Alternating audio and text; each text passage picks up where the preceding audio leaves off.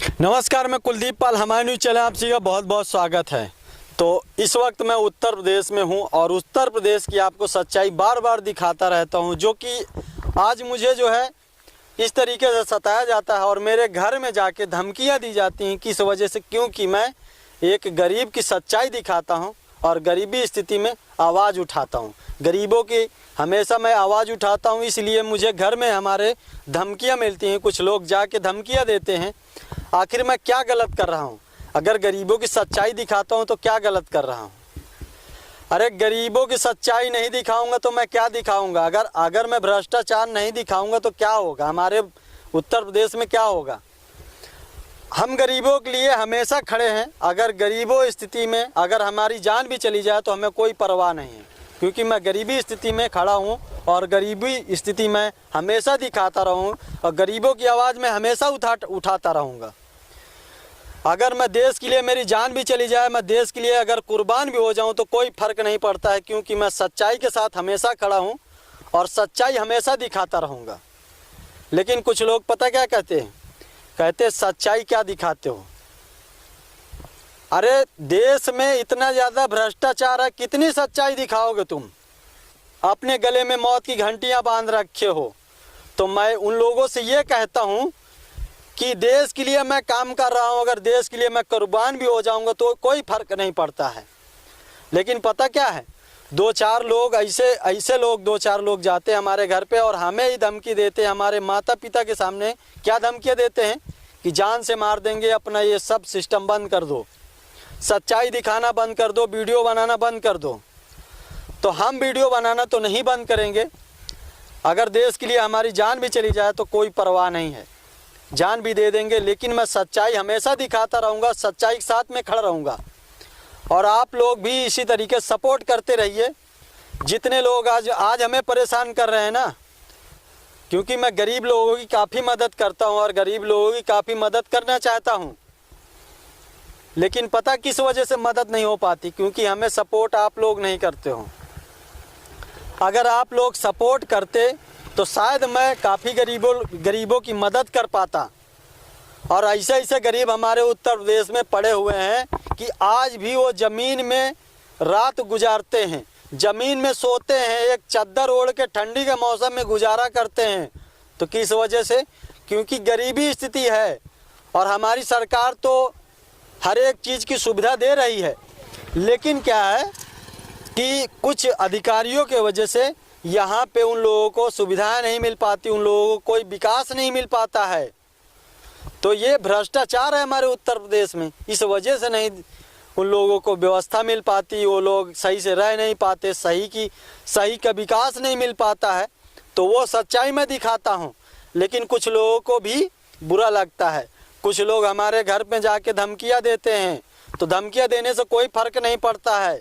धमकियाँ आज आप देते रहो, लेकिन हम देश के लिए काम कर रहे हैं। हम भी एक स्वाभाविक हैं, हम भी एक गरीब घर से हैं, इसीलिए गरीब घर की गरीबी स्थिति हम क्यों जी। अभी अगर उत्तर प्रदेश में कोई सच्चाई के साथ खड़ा है तो उसके पीछे भी कोई राज होता है भैया। उसको गोली मारने को सोचते हैं कि साल और क्या सोचेंगे, साला अच्छा कर रहा है, इसको भगाइए यहाँ लाइन से, कहेंगे कि नहीं? वही बात है।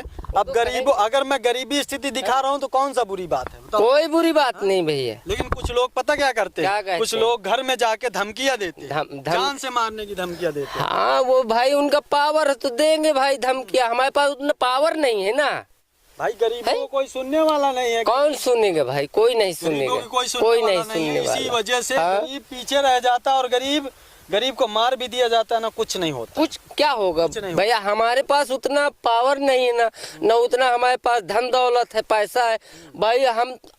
हम तुम बड़े आदमी हो हैं, हमको तुमने मार दिया, 1,50,000 फेंक दिया, काम खत्म। हमारे पास भोसड़ी का घर भी बेचेंगे, खेती भी बेचेंगे, तो कोई नहीं सुनाई करेगा। कोई सुनाई करेगा नहीं, कोई नहीं सुनाई करेगा। क्योंकि क्या है ना, बड़े जुट जाते हैं ना। वो कहेंगे हमारे रिश्तेदार ऐसे हो गया, वैसे 1,50,000। अभी भोसड़ी के रिश्तेदार हमारा भी सगा हो है तो 10,000 मांगो तो काहे नहीं है। अगर उसका रिलेशन है, कहीं भी व्यवहार है, उसको 1 लाख की जरूरत तो भोसड़ी के फटाका 1 लाख दे देगा। यही तो होता है, क्योंकि गरीब की सुनने वाला नहीं है कोई लेकिन मैं खड़ा हूँ, मैं हर एक दर्द सहता हूँ और मैं एक दर्द के साथ खड़ा हूँ। गरीबों का सपोर्ट मैं करूँगा। अगर गरीबों का हो सका ना तो मैं जान भी दे सकता हूँ गरीबों के लिए, क्योंकि मैं गरीबों के साथ में खड़ा हूँ, गरीबों का दर्द समझ सकता हूँ। लेकिन कोई अधिकारी और कोई अमीर भी गरीबों का दर्द नहीं समझ सकता है। कोई नहीं समझेगा भैया, क्योंकि वो लोग पता क्या करते हैं, वो लोग नहीं चाहते कि हमारा कोई गरीब इंसान कोई आगे बढ़ जाए, आगे है ना। वो आगे बढ़ने के सोचेंगे भी नहीं, सोचेगा भी नहीं, नहीं सोचेंगे भैया। वो तो बड़ा है तो बड़े का ढूंढेंगे, बड़ा है तो बड़े का ढूंढेंगे, हैं। लेकिन मैं आप लोगों के साथ खड़ा हूँ। आपका भी कोई भी अगर कोई दिक्कत आती है तो मैं रात को 12 बजे आपके साथ खड़ा हूँ। ठीक है भैया, कोई अगर कोई दिक्कत होती है तो मैं गरीबों के साथ खड़ा हूँ, लेकिन गरीबों की कोई सुनने वाला नहीं है। आप लोग भी ज्यादा से ज्यादा सपोर्ट करिए, क्योंकि मैं गरीबों के साथ खड़ा हूँ, गरीबों की आवाज उठाता हूँ और गरीबों की लड़ाइयों के साथ मैं खड़ा रहूंगा हमेशा।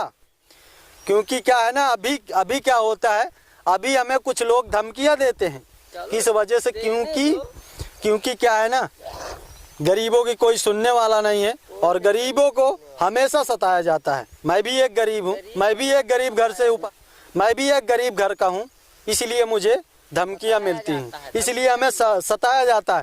क्योंकि हम दिखाते हैं, गरीबों के लिए आवाज उठाते हैं, तो मैं गरीबों के लिए हमेशा आवाज उठाता रहूंगा। जिसको टिप्पणी करना है करते रहो, लेकिन मैं अपना काम बंद नहीं करूंगा, दिखाऊंगा। अब ये रोड मैं दिखा रहा हूँ, जो कि कैमरामैन दिखाओ, ये रोड की स्थिति दिखा रहा हूँ, जो कि इस रोड की मैं स्थिति तो दिखा रहा हूँ, लेकिन कुछ लोगों को बुरा लगता है। अगर मैं सच्चाई दिखाता हूँ तो कुछ लोगों को बुरा लगता है। आखिर ये सच्चाई क्यों दिखा रहा हूँ वो किसी को नहीं पता होता है। अरे सच्चाई दिखा रहा हूँ इसलिए क्योंकि जो है हमारे उत्तर प्रदेश के फतेहपुर में जितने अधिकारी बैठे हैं ना, सब मटर गश्ती करते हैं, सब मक्कारी करते हैं। इस वजह से यहाँ पे कभी विकास नहीं हो पाता है। इस वजह से मैं सच्चाई दिखाता हूँ, लेकिन कुछ लोगों को बुरा लगता है। अगर मैं सच्चाई से बात करता हूँ तो कुछ लोगों को बुरा लगता है और कुछ लोग धमकियाँ भी देते हैं। अरे मैं सच्चाई से काम कर रहा हूँ, अगर सच्चाई दिखा रहा हूँ, ईमानदारी के साथ में काम कर रहा हूँ, तो इसमें कौन सा बुरा है।